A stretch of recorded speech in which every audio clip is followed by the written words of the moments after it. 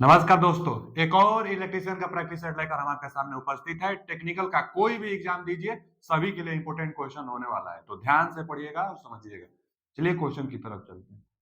क्या है पहला क्वेश्चन कि आर प्रतिरोध के तार को एन बराबर भागों में काटा जाता है। अच्छा, फिर इन भागों को समांतर क्रम में जोड़ा जाता है, तो इनका समतुल्य प्रतिरोध क्या होगा? समतुल्य रेजिस्टेंस बताना है। आर आर ओम का, आर मान का तार एन बराबर भाग में बांटेंगे, तो चाहे जितना भी बराबर भाग में बांटेंगे, सबका प्रतिरोध तो बराबर होगा, क्योंकि एन बराबर भागों में काटा जाता है। टोटल प्रतिरोध आर है, एन भाग में बांटा जा रहा है, तो जितना भाग में बांटेंगे प्रत्येक का रेजिस्टेंस कितना आएगा, तो इस नंबर से आर में भाग देंगे, तो यानी प्रत्येक वायर का रेजिस्टेंस जो आएगा, बोला है ना कि एन बराबर भागों में काटा जाता है, तो प्रत्येक प्रत्येक वायर का प्रत्येक वायर का जो रेजिस्टेंस होगा, कितना होगा बच्चा? प्रत्येक वायर का जो रेजिस्टेंस निकल कर आएगा वो आर बाई एन होगा। क्यों? क्योंकि एन बराबर भाग में बांटा जा रहा है, तो आर बटा एन होगा। आर टोटल प्रतिरोध है, एन भाग में बांटना है, तो एक भाग के लिए एन से भाग दीजिए, तो एक भाग का प्रतिरोध आएगा। अच्छा, जो एन भाग है ना, उन सभी भागों को समांतर क्रम में जोड़ा जाता है। तो समांतर क्रम में जोड़ने के लिए एक तो ये भी पता होता है कि अगर बराबर रेजिस्टेंस को समांतर क्रम में जितना बार लगाएंगे उतना से भाग दे देंगे, तो टोटल रेजिस्टेंस निकल कर आता है। जैसे कोई पूछता है कि 10 ओम का रेजिस्टेंस, मतलब दो 10 ओम का रेजिस्टेंस है, तो समांतर में जोड़ेंगे तो इक्विवेलेंट कितना आएगा, तो आप 2 से भाग दे देंगे, तो टोटल 5 ओम हम बताते हैं। दो दो रेजिस्टेंस जोड़ेंगे समांतर में तब। अच्छा, यही हम बोल देते कि 10 ओम का 3 रेजिस्टेंस है, अब तीनों को समांतर में, तो 3 से भाग देंगे। 10 ओम का 5 रेजिस्टेंस है, अब पांचों को समांतर में, तब 5 से भाग देंगे। उसी तरह इतना ओम का रेजिस्टेंस एन है, तो एन से भाग देंगे, तो टोटल रेजिस्टेंस आर बटा में एन स्क्वायर हो जाएगा। एन से भाग देंगे तो आर बटा में N square, D option is right answer. जितना होता है उतना से भाग दिया जाता है। और नहीं तो आप फॉर्मूला से भी निकाल सकते हैं कि एक बटा में आर इक्विवेलेंट, समांतर के लिए एक बटा में आर बराबर एक बटा में आर वन, तो आर वन का मान आर बटा एन होगा, प्लस एक बटा में आर टू भी इतना ही है, प्लस एक बटा में आर थ्री भी इतना ही है, आर बटा एन ही है ना, आर थ्री भी। अच्छा, यह कितना बार है, डॉट डॉट एन बार है। कहां तक है? एन बार, क्योंकि एन भाग में बांटा गया है। अब इक्विवेलेंट निकालेंगे, तो सबसे पहले तो ये भी हम लोग देख सकते हैं कि एक ही चीज को बार बार जोड़ा जा रहा है एन बार, तो क्यों ना हम एन का गुणा कर दे, इसमें एन का गुणा कर दे। आई एक बटा में आर बाई एन है ना, तो एन बटा में आर हो जाएगा, एन बटा में आर हो जाएगा, क्योंकि एक बाटा के नीचे बाटा है ना, आर बटा एन है, तो एन बटा में आर ये हो जाएगा, एन स्क्वायर बटा आर। एक बटा में आर इक्विवेलेंट बराबर आ रहा है एन स्क्वायर बटा में आर। हमको आर इक्विवेलेंट चाहिए, तो दोनों पक्षों को हम उलाट देंगे, तो दोनों पक्षों को जब पलटेंगे, तो यहाँ आर इक्विवेलेंट बराबर आर बटा में एन स्क्वायर, तो D option is right answer. समझ जाएंगे आप, बेसिक है या रेजिस्टेंस वाला। अगला क्वेश्चन क्या है? 20 सेमी लंबी तार का प्रतिरोध 5 ओम है। वायर का रेजिस्टेंस लंबाई पर निर्भर करता है, तो 20 सेमी लंबा है तो 5 ओम दिया है रेजिस्टेंस, तो 40 सेमी लंबाई तक एक समान रूप से ताना जाता है, तो वर्तमान प्रतिरोध कितना हो जाएगा? एकदम एकदम समान रूप से, वही जो वायर होगा एकदम समान रूप से, 20 सेमी के लिए 5, तो 40 सेमी के लिए कितना?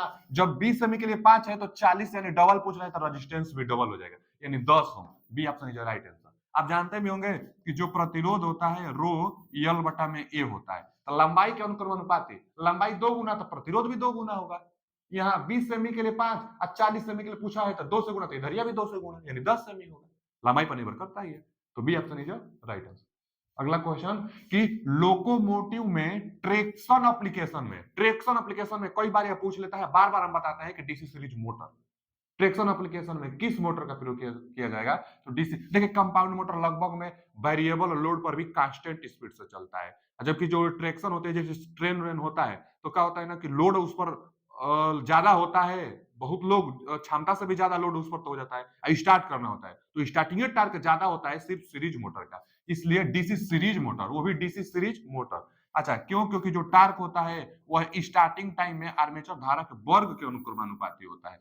वर्क है, स्टार्टिंग टॉर्क बहुत ज्यादा होता है, इसीलिए ट्रैक्शन में डीसी सीरीज मोटर का प्रयोग किया जाता है। डीसी शंट मोटर लगभग में कांस्टेंट स्पीड, कंपाउंड मोटर भी लगभग में कांस्टेंट स्पीड, लेकिन वेरिएबल लोड पर भी कांस्टेंट देने वाला कंपाउंड मोटर होता है।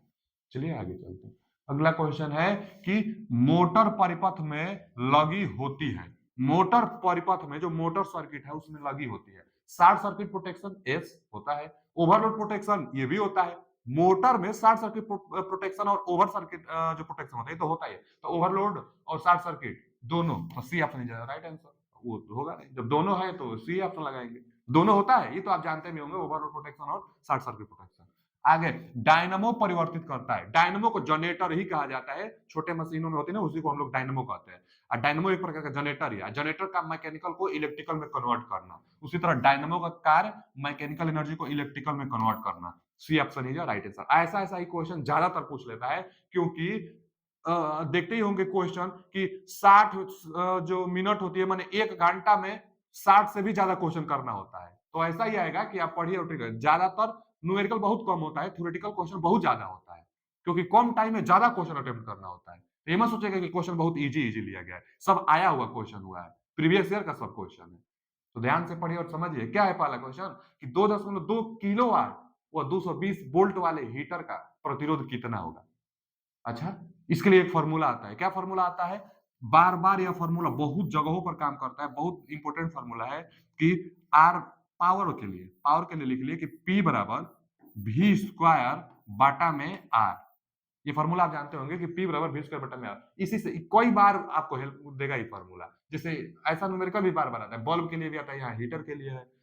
पावर देगा, वोल्टेज देगा, रेजिस्टेंस आपसे पूछेगा। पावर दिया है ना, किलोवाट पावर का मतलब होता है, पावर दिया है, वोल्टेज दिया है, रेजिस्टेंस आपसे पूछा है, यही फॉर्मूला लगाइए। तो आर आर के लिए पी बटा में आ जाएगा ना, तो आर बराबर पहले तो वी स्क्वायर, वी कितना है 220 वोल्ट है, 220 कुछ नहीं देता है तो वोल्टेज 220 मान में लिया जाता है, क्योंकि जो बल्ब वल्ब होता है ना, बल्ब के लिए रेटिंग 220 वोल्ट लिखा भी रहता है उसका, तो 220 वोल्ट वोल्टेज का वर्ग, और आर तो निकालना है, पावर इसके बटा में देगा। अब पावर कितना है 2.2 किलोवाट, इसको वाट में बदलने के लिए ना बच्चा 1000 से गुणा करेंगे, 2.2 किलोवाट है ना, तो 1000 से गुणा करेंगे तो वाट में, यानी एक जीरो तो एक दशमलव हटा देगा, यानी 22 2 जीरो आएगा, 22 और 2 जीरो आएगा, इसको वाटेज में हम बदल लिया है। अब देखिए ना, 2 जीरो से यह 2 जीरो कट जाएगा, एक जीरो 2 जीरो, तो यहाँ से 2 जीरो कट जाएगा, एक 22 से एक 22 भी कट जाएगा, टोटल 22 ओम निकल कर आ रहा है, बस 22 ओम बच रहा है, तो 22 ohm B option is right answer.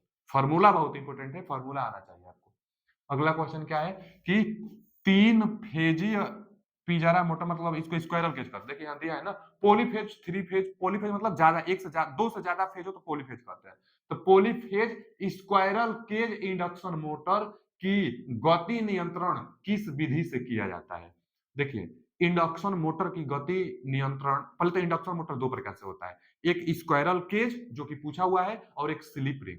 तो स्लिप रिंग के लिए अलग से एक्सटर्नल मतलब बाहर से रेजिस्टेंस जोड़ के स्पीड कंट्रोल किया जाता है स्लिप रिंग में। बार बार पूछता है कि रोटर में रेजिस्टेंस ऐड करके स्पीड कंट्रोल किस प्रकार के मोटर में किया जाता है, तो स्लिप रिंग इंडक्शन मोटर में किया जाता है।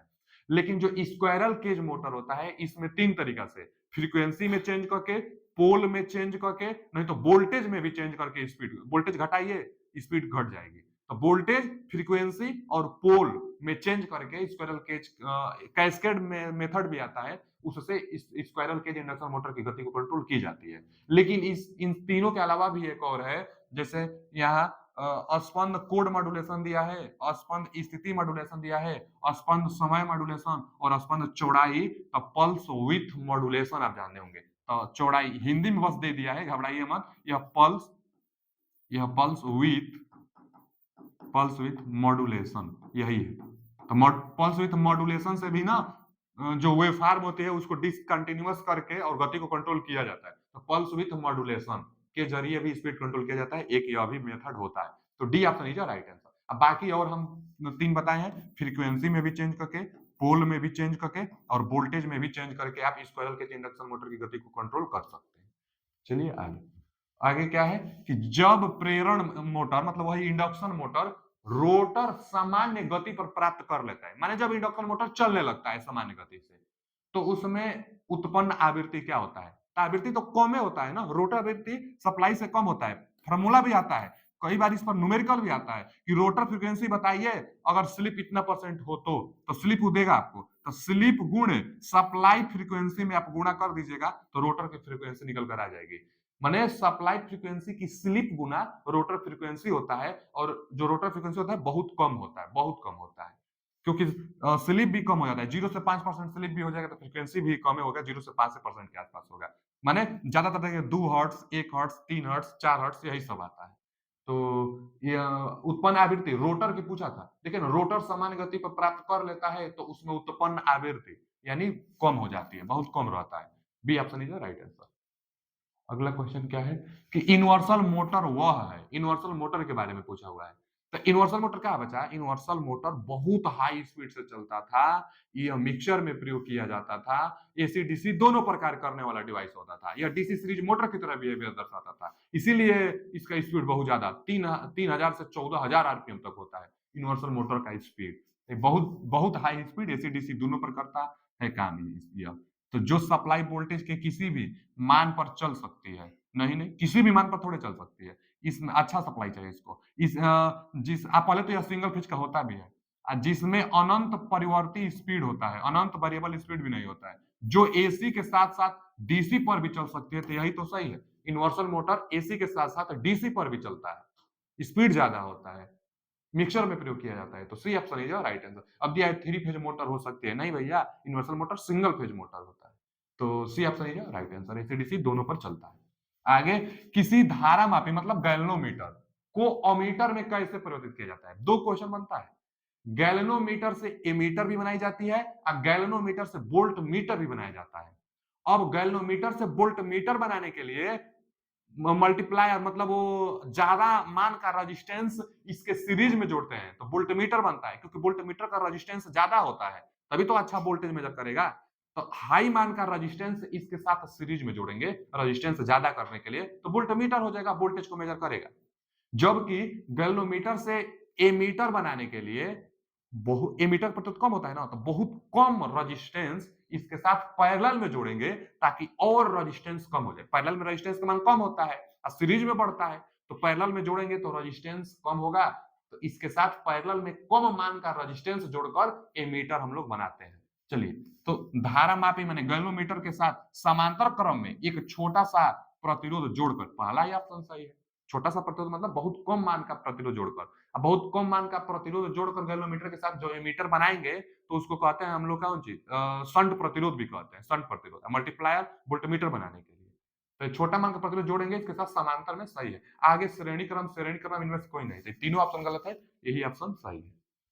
अगला क्वेश्चन क्या है कि ट्रांसफार्मर का कोर बनाने के लिए सबसे उपयुक्त, यह क्वेश्चन हम लिए हैं क्योंकि विकल्प हिंदी में दिया है, तो वहां अगर हिंदी में दिखे आपको तो इंग्लिश में कन्वर्ट तो आप कर ही सकते हैं, और नहीं तो अगर नहीं आप करेंगे तो देखिएगा ढलवा लोहा मत लगाएगी, तो योग होता है। एक तो होता है तप्त मतलब हार्ट हार्ट, एक अतप्त मतलब कोल्ड, तो cold rolled grain oriented, cold rolled grain oriented steel, इसका कौन सा option, B option is right answer. Cold rolled grain oriented, CRGO बच्चा, सीआरजीओ स्टील। तो जो सीआरजीओ स्टील होता है, कोल्ड जो होता है, कोल्ड मतलब अतप्त, अतप्त मतलब जो गर्म नहीं है, तो कोल्ड, रोल्ड मतलब वेलित, वेलित मतलब बलय, रोल्ड होता है, तो कोल्ड रोल्ड, ग्रेन मतलब कौन, ओरिएंटेड मतलब विन्यास, स्टील मतलब इस्पात, तो cold rolled grain oriented steel Hindi नाम है, इसलिए हम क्वेश्चन को लिए थे। B option is right answer. Transformer का कोर इसी से बनाई जाती है जिसका हाई परमेबिलिटी होता है। आगे, एक ट्रांसफार्मर की प्राथमिक और द्वितीयक बाइंडिंग के बीच फेज अंतर बताइए। देखिए क्वेश्चन बहुत पूछता है, पहले चलिए हम नो लोड का कैरेक्टरिस्टिक्स बना देते हैं। यहाँ फ्लक्स होता है, यहाँ पर सप्लाई वोल्टेज होता है, और यहाँ पर इंड्यूज वोल्टेज, प्राइमरी साइड में इंड्यूज वोल्टेज E1 और सेकेंडरी साइड में इंड्यूज वोल्टेज E2 होता है। अच्छा, और आप जानते होंगे मैग्नेटाइजिंग कंपोनेंट और हिस्टैरिसीस लॉसेस वाला भी होता है, यहाँ पर नो लोड करंट भी आता है, आई नॉट का मान 2 से 5% होता है। यह पावर फैक्टर एंगल भी पूछ लेता है कई बार, जो पावर फैक्टर एंगल होता है 75 अंश से कम होता है, 75 अंश के आसपास होता है। तो यहाँ बाइंडिंग में पूछा है, प्राथमिक और द्वितीयक बाइंडिंग, ध्यान से देखिएगा, बाइंडिंग के बीच फेज डिफरेंस 180 अंश होता है। एकदम सेम क्वेश्चन पूछता है कि ट्रांसफार्मर में प्राथमिक और द्वितीयक बाइंडिंग के बीच में फेज डिफरेंस बताइए तो 180 अंश। कई बार यह भी पूछ लेता है कि ट्रांसफार्मर में प्राथमिक और द्वितीयक बाइंडिंग में इंड्यूज ईएमएफ के बीच, तब जीरो मारेंगे। इसके बीच पूछ रहा है। यह इंड्यूज ईएमएफ है, यह प्राइमरी साइड में इंड्यूज ईएमएफ है और यह सेकेंडरी साइड में इंड्यूज ईएमएफ है। तो प्राइमरी साइड में इंड्यूज ईएमएफ, सेकेंडरी साइड में इंड्यूज ईएमएफ, दोनों सेम फेज में होते हैं, इसलिए जीरो अंश मारते हैं। तो प्राइमरी सेकेंडरी बाइंडिंग में इंड्यूज ईएमएफ पूछेगा तब फेज डिफरेंस जीरो, लेकिन केवल बाइंडिंग में पूछेगा तब फेज डिफरेंस 180 अंश। आप प्राइमरी और मतलब सप्लाई वोल्टेज, V1 क्या है? सप्लाई वोल्टेज जो प्राइमरी साइड में देंगे आप, तो सप्लाई वोल्टेज और इंड्यूज ईएमएफ के बीच में फेज डिफरेंस पूछता है तो भी 180 अंश मारेंगे, क्योंकि एक दूसरे के विपरीत है। तो प्राइमरी साइड में सप्लाई वोल्टेज और इंड्यूज ईएमएफ के बीच में अगर पूछ देगा तो भी 180 अंश हम लोग लगाएंगे। यहाँ तो बाइंडिंग के बीच पूछा था, तो A option is right answer, 180 अंश सही है। चलिए आगे, अगला क्वेश्चन क्या है बच्चा? लेंज नियम निम्नलिखित के संरक्षण के नियम का परिणाम है। तो लेंज नियम किस पर आधारित है, यही पूछना चाहता है। लेंज नियम ऊर्जा संरक्षण पर आधारित है। लेंज नियम ही बताया था ना। लेंज नियम क्या बताया था? फैराडे के नियम का अपोज, मतलब फैराडे ने बताया था कि इंड्यूज एक ईएमएफ बनता है, इंड्यूज करंट बनता है, तो यह जिससे उत्पन्न होगी उसी का अपोज करेगी। यह लेंज का नियम था। लेंज का नियम ऊर्जा संरक्षण पर आधारित होता है। C option is right answer. एक और पूछता है ना, किरचॉफ का नियम। किरचॉफ का नियम दो होता है, एक केवीएल और एक केसीएल। तो जो केवीएल होता है वह भी ऊर्जा संरक्षण पर आधारित होता है। केवीएल मतलब किरचॉफ वोल्टेज लॉ, वह भी ऊर्जा संरक्षण पर आधारित होता है, और लेंज का नियम भी ऊर्जा संरक्षण पर आधारित होता है। लेकिन जो किरचॉफ का करंट लॉ होता था, केसीएल जो होता था, वह आवेश संरक्षण पर, जो यहाँ आवेश दिया है, आवेश संरक्षण पर आधारित Kirchhoff current law, Kirchhoff voltage law ऊर्जा संरक्षण, चाहे लेंज का नियम भी ऊर्जा संरक्षण पर आधारित होता है। तो C option is right answer. अगला क्वेश्चन, फ्लेमिंग के बाएं हाथ का नियम। फ्लेमिंग का एक दाहिना हाथ का नियम जो जनरेटर में इस्तेमाल किया जाता है, फ्लेमिंग के बाएं हाथ का नियम मोटर के केस में इस्तेमाल किया जाता है। मोटर का मतलब कि आप करंट देंगे, और जनरेटर का मतलब करंट इंड्यूज होगी। तो फ्लेमिंग के बाएं हाथ का नियम यानी करंट हम लोग देंगे अनुसार, जब तर्जनी उंगली फील्ड को, चाहे मैग्नेटिक जो फ्लक्स होती है, उसको दिशा की ओर इंगित करती है, तब बीच की उंगली निम्नलिखित में से किस दिशा को? दो ही तो होता है। मान लीजिए एक अंगूठा, एक तर्जनी और एक ये, और यहाँ भी एक अंगूठा, एक तर्जनी और एक ये उंगली। देखिए यह मान लीजिए राइट हैंड है और यह मान लीजिए लेफ्ट हैंड है, तो हमेशा अंगूठा जो होगा ना, गति चाहे फोर्स को डिनोट करेगा। गति अथवा फोर्स को हमेशा अंगूठा डिनोट करेगा। जो फोर्स होगी चाहे मोशन होगी, फोर्स अथवा मोशन, फोर्स अथवा मोशन हमेशा अंगूठा डिनोट करेगा। और मान लीजिए बल, मोशन, मोशन मतलब रोटेशन, चाहे बल, जिधर बल रहेगा उधर ही ना मोशन आएगा, तो ये अंगूठा डिनोट करेगा। और जो जो तर्जनी उंगली होती है ना, ये वाला, ये बीच की उंगली जो होती है, तो यह हमेशा ना मैग्नेटिक फील्ड बी को डिनोट करता है, और यह हमेशा करंट को आई को डिनोट करता है, हमेशा आई को। तीन उंगली होता है, एक फोर्स को, एक मैग्नेटिक, हमेशा मैग्नेटिक फील्ड को बीच वाला हमेशा डिनोट करेगा। मतलब बीच वाला इसको कहते हैं, तर्जनी साइड इसको कहते हैं। तो ये जो अंगूठा होगा हमेशा बल चाहे मोशन को, मैग्नेटिक फील्ड को, या हमेशा करंट को। अब देखिए ना, फ्लेमिंग के बाएं हाथ के नियम के अनुसार जब तर्जनी उंगली फील्ड को, देखिए जो तर्जनी उंगली है यह हमेशा मैग्नेटिक फील्ड को, यहां भी बोला है कि तर्जनी उंगली फील्ड को डिनोट करती है, फील्ड को इशारा करते हैं। तब बीच की उंगली धारा को, हमेशा चाहे दाहिना हाथ हो चाहे बायां हाथ हो, धारा को, तो धारा को, चालक में धारा की दिशा को, धारा हम लोग देते भी हैं, यह हमेशा फोर्स को चाहे टार्क को। तो बीच की उंगली पूछा था तो धारा की दिशा को प्रदर्शित करेगा, इसको पूछा था बीच की उंगली को, धारा को, और ये हमेशा मैग्नेटिक फील्ड को, और ये मोशन चाहे टार्क को, अंगूठा।